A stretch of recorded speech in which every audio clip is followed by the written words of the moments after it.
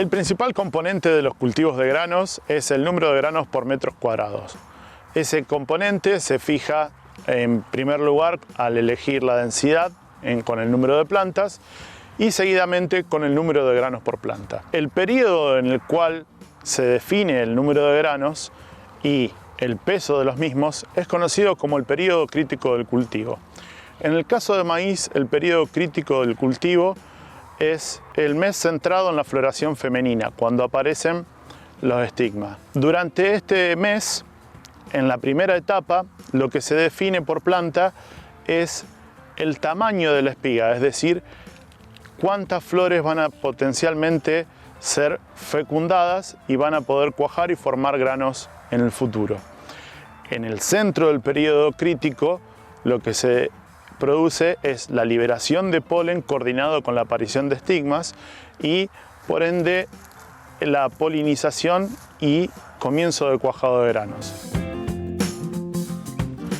En la segunda etapa del periodo crítico, lo que se define es cuántos de esos granos potenciales finalmente van a cuajar y prosperar el llenado de grano y a su vez también el peso potencial de esos granos y qué tamaño podrían potencialmente alcanzar durante el llenado. Desde el manejo de cultivos, lo que tratamos de hacer siempre es colocar este periodo crítico en un momento en el cual se pueda aprovechar al máximo la oferta de radiación, agua y nutrientes y se minimice a su vez las contingencias climáticas, a su vez el desarrollo previo del cultivo. Si logramos generar un cultivo que intercepta bien la radiación, nos va a permitir poder aprovechar ese potencial de rendimiento que se va a expresar en un alto número de granos fijado por planta y finalmente en alcanzar ese peso potencial de grano que hablábamos en la segunda mitad del periodo crítico.